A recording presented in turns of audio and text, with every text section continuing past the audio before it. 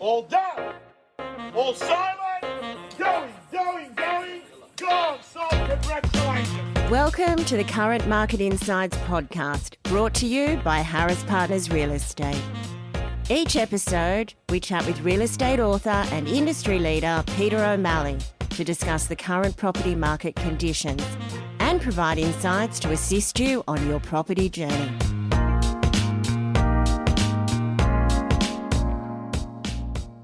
Welcome to Current Market Insights. Peter, as always, real pleasure to have you in the studio with me. Thanks, Ciaran. Great to be here.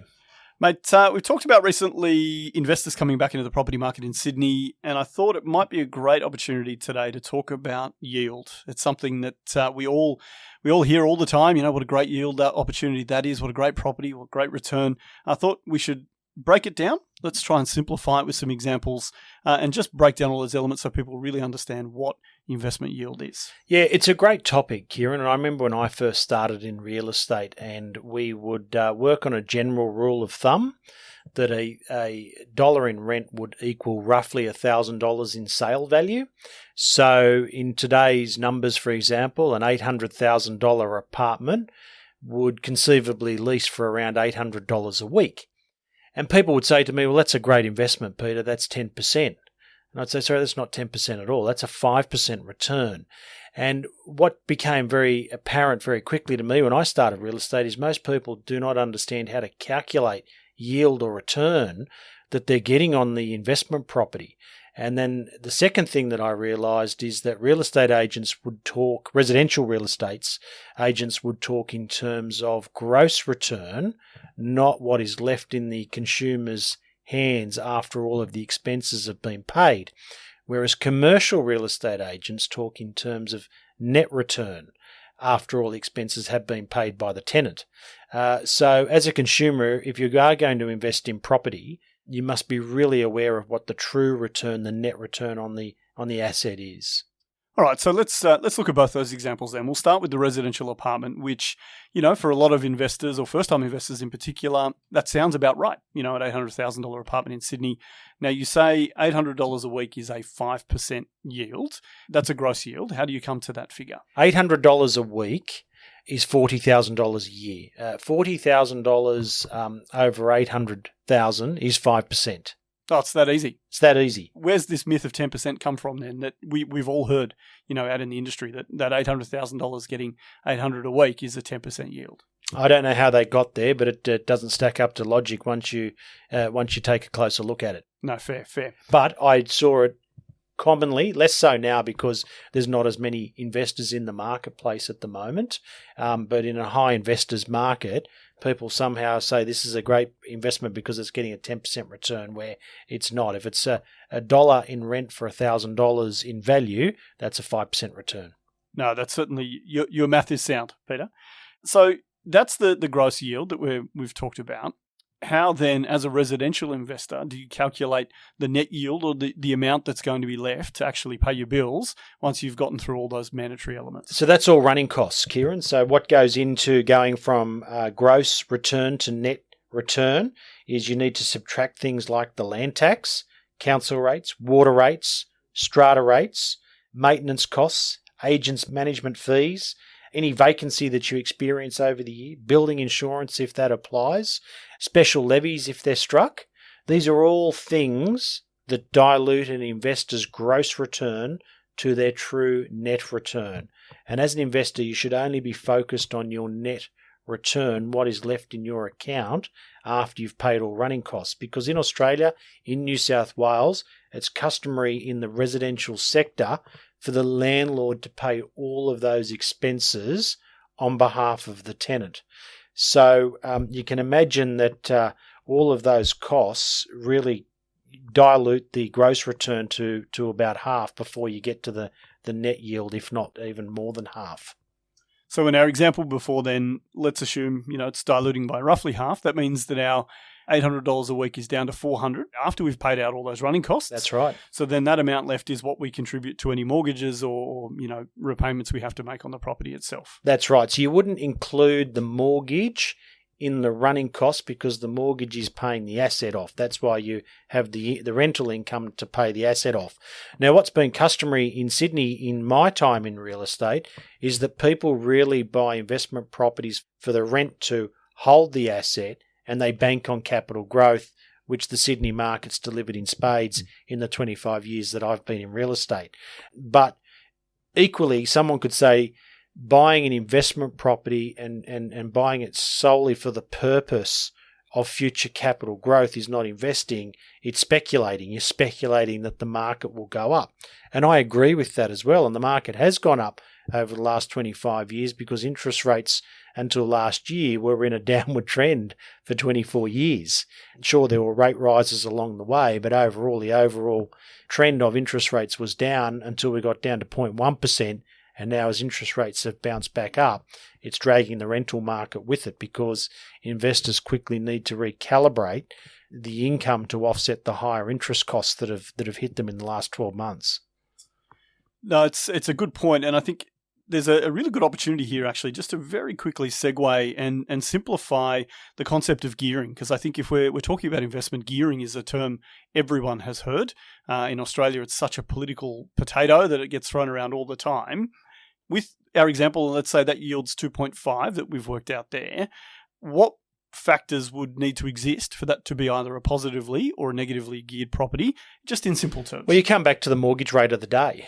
So if you've got a net return of 2.5 and you're paying ANZ Bank or Westpac 5.5 for the mortgage, well, clearly you've got an asset that costs more to hold than what you're getting back on it.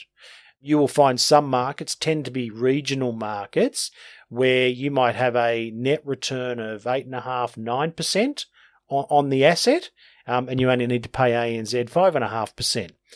The flip side of that is those markets historically haven't returned capital growth the same way the major capitals have.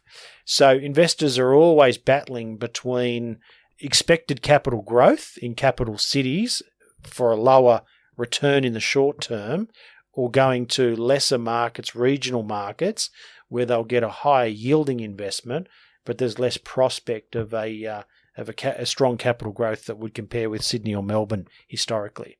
Yeah, you certainly highlight that it is case by case, and investors need to be a little bit savvy and look at this in terms of its true figures. I wonder for someone who might be a first time investor or looking to invest, when doing these calculations, is there a simple way for people to estimate their running costs? Some things they might be able to calculate from, searches and things like that. But is there a simple measure for people to try and figure out what maintenance might be worth, or, any rough ballpark figures they could use to calculate? Oh, well, when it comes to things like vacancy, for example, you should budget on 50 weeks income a year. And if you get 52, great. If you've got a good property manager, you should never be more than 2 weeks out of pocket each calendar year for your investment. I'm loath to say, there's a general rule of thumb because it varies so much. So there's a lot of apartments around Sydney that have been impacted by flammable cladding, where the state government have ordered those strata plans to remove the flammable cladding, and or a lot of apartment blocks that have had leakage problems, unfortunately, due to build quality. So they're struck with special levies which decimate both the gross and net yield return in those instances. And these are the sorts of messages that are not getting out into the public when people talk about the rental crisis. There's some sense in the community that private landlords should be offering tenants subsidised housing. But when you start looking at the numbers from a landlord's perspective, they've in most instances have got a loss-making investment, and they're praying and hoping for a capital gain in the future to justify the investment. So land tax, I had a property developer in my office today, and he's getting $100,000 on his development site until he moves the tenant out and does the development. And $30,000 of the $100,000 income is going straight to land tax. Oh, it's a huge cost, and it really is. It's a sum zero game, right? So for landlords to offset cost for a tenant, they have to lose from their own pocket as well. That's right. So he's losing $30,000 off the bat in land tax. Then he's paying the council rates, paying the water rates from there, maintenance as issues inevitably arise with the existing property. He doesn't pay strata in that instance, of course. He's paying an agent to manage it. He's got building insurance. So he was saying today that he's left with about $20,000 or $30,000 of the $100,000 to keep the investment ticking over until he decides to pull the trigger on the development. Now, that's a 670 square metre block in the inner west, and it took 2 years to get the DA approval. Which is another cost. Now, yeah, that's right. And but once the development's done, it'll go from one property in the community to 5, and then that'll help the rental market. But if we're putting these, this is a micro example, of course, but if we're putting these obstructions, these roadblocks in their place all the time, well, that's just going to continue to play out in the rental market as we're undersupplied for dwellings relative to the demand that's out there. Yeah, which will, as we've discussed, will only get worse. Let's move on to the commercial example. So you mentioned earlier that the commercial is it's calculated slightly differently because the tenants tend to pay outgoings. So with your example, let's break down for our listeners what's the easy way for them to work out what's happening. Well, even if the tenants don't pay the outgoings, Ciaran, and the landlord does, commercial real estate agents cut to the chase and promote all of their properties in terms of net yield, whereas residential real estate agents will always promote their properties in terms of gross yield. So it's very common for the residential real estate agent to say, this is a fantastic investment, this $800,000 apartment leases for $800 a week. And you go, great, well, that's a really good return. And then you overlook the fact that the quarterly strata levies, for example, are $2,500 a quarter, which quickly turns your $40,000 into $30,000, and then maybe it's not such a great investment. So let's say, for example, you've got a $5 million commercial property and Bunnings is the tenant and they're paying $300,000 net rent. So they're paying the land tax for you, they're paying the council rates, they're paying the water rates. So that's a 6% return there. Yeah, which sounds a lot better than the 2.5 we calculated earlier. So in terms of the messaging, you mentioned residential always or tend to advertise yield in terms of gross. Is that purely just an advertising kind of methodology? What's the rationale behind that? Well, I think the juicier the return, the more likely it is it will attract people to the investment. Now, the commercial investor is probably more seasoned and is going to quickly drill down through the numbers to get to the net return, where unfortunately a lot of people in the residential space may be buying their first investment or they're not savvy and they don't think to ask what's behind the veneer. So, okay, you're getting a gross return here of $800 a week on our subject apartment, but after I've paid all the bills, what's left? Because that's all that matters to me. And, we had an investor recently who decided to resell his property, what I would have thought was a seasoned investor, because he got his land tax bill in February and it made along with the interest rate rises in fairness, he made the investment unviable. And it's like, I accept that someone may not have budgeted for interest rates doing what they've done in the last 12 months, because if you followed Philip Lowe's advice, you wouldn't have been aware of that. But it was like, really, land taxes changed the colour of the investment for you after you've bought it? Did you not? Something you should have thought about beforehand, perhaps. Yeah, did you not think this through up front? And this is from someone that I considered to be a seasoned property player, and I was just really surprised that he was caught out to this degree, that he was now going to resell the property after 15 months because of land tax. So it's a serious issue.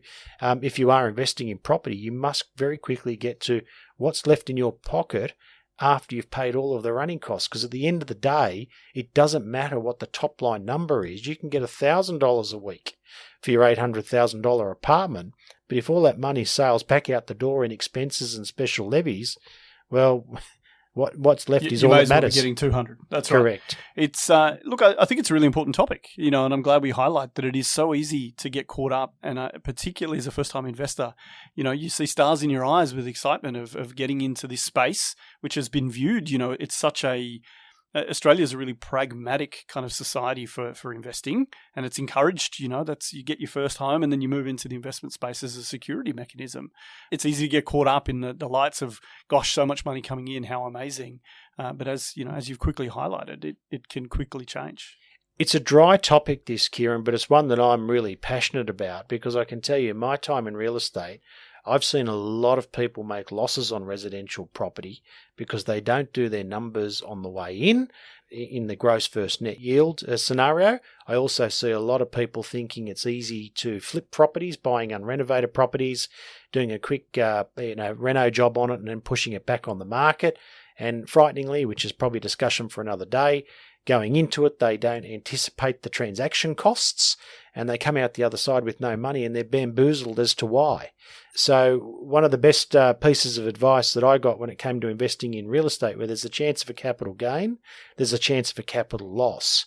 And the devil's always in the detail, and it's really, really important whether you're a buy and hold investor or someone that's looking to do a quick flick and renovation job on a property, that you do all of your numbers, because at the end of the day, that's what the investment rises or falls on is the numbers. Well, it's all about the numbers. I think we should definitely do another episode where we can talk about all those common misconceptions in the market about, yield, about flipping, about whatever it might be. I think that's a topic I'd certainly love to hear more about. Well, if I was paid $1 for every time someone said to me, Peter, you can't lose on Sydney real estate, I wouldn't need to be doing the podcast today, Ciaran. You do know you're not getting paid, mate.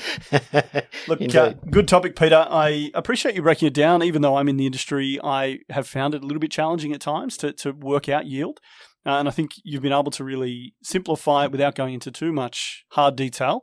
But it's certainly a topic that everyone should be learning a little bit more about, even if they're a renter in the market, just to understand where some of these costs are coming from. Indeed. And look, just finally on this issue and the whole negative gearing issue, Ciaran, over the years, I've seen a lot of people go to their accountant and say, I want to save some money on tax. Can you help me save money on tax? And the accountant says, well, this is what you do. You go out and buy a residential property and you negatively gear it and your tax bill will come down.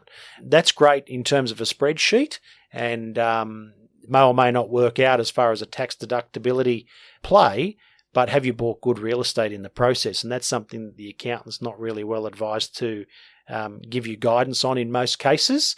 So getting a tax break and buying a good piece of real estate are completely different events.